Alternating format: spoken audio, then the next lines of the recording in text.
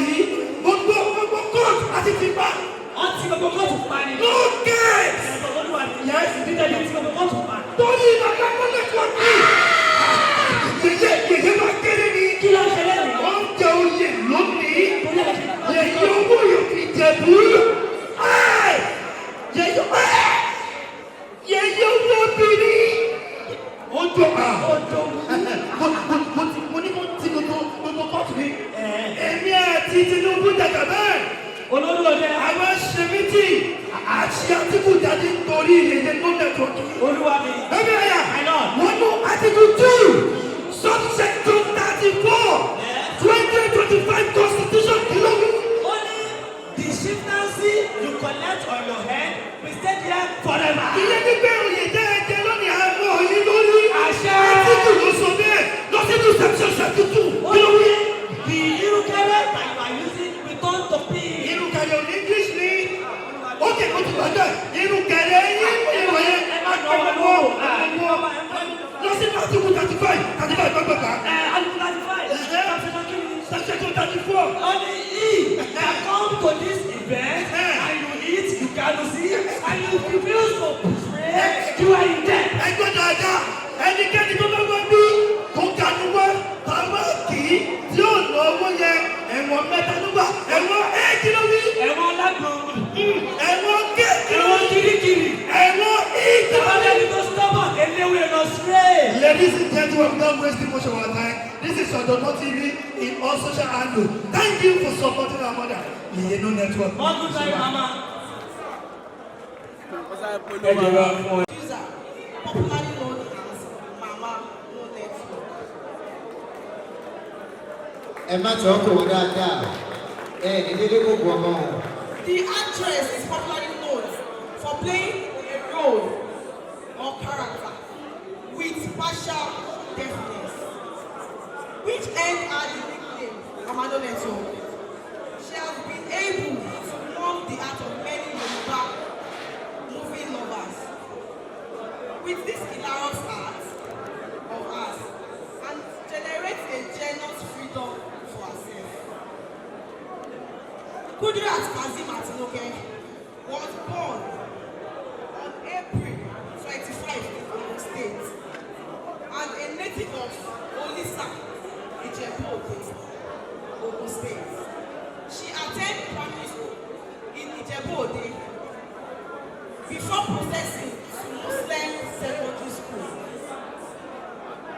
Kudirat Atinoke has been in the movie industry for about 25 years and more. She started her career as a seamstress before joining a drama group, Mariga.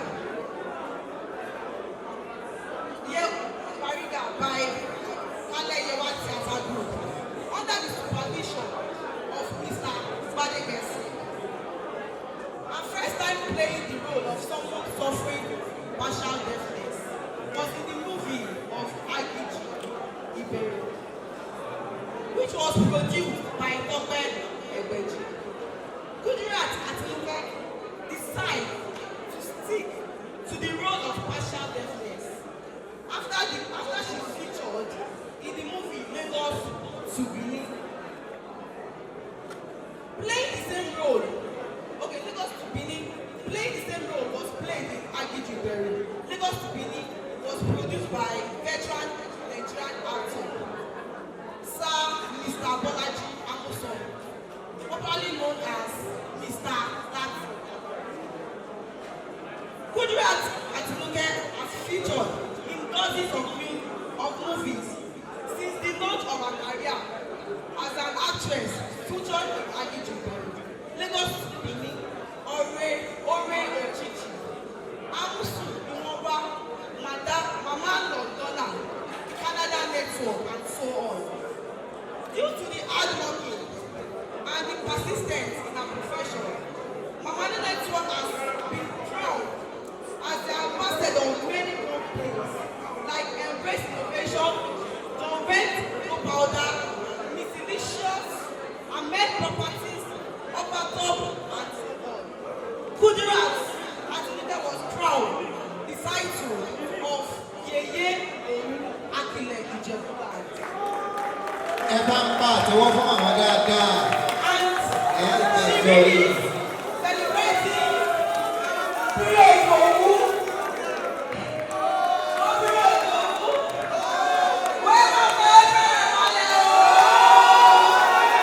Ìmọ̀ ìtàn pè wọ́n dáadáa. Ẹ̀yin o. Mama, let us talk not just my mother, but a mother to all. She's a lovely mother. She's my sweet mom. She might be aggressive at times, but no, she's more than a mother to everyone.